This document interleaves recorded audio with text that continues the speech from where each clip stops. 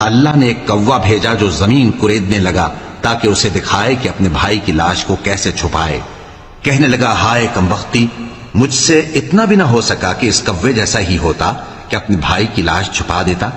پھر وہ پشیمان ہو گیا۔ اس قتل کی وجہ سے ہم نے بنی اسرائیل کے ذمے یہ بات لکھ دی کہ جو شخص کسی کو ناحق قتل کرے گا، یعنی بغیر اس کے کہ جان کا بدلہ لیا جائے یا ملک میں خرابی کرنے کی سزا دی جائے، تو اس نے گویا تمام انسانوں کو قتل کیا، اور جو ایک انسان کی جان بچا لے تو گویا اس نے سارے انسانوں کو زندگی دے دی۔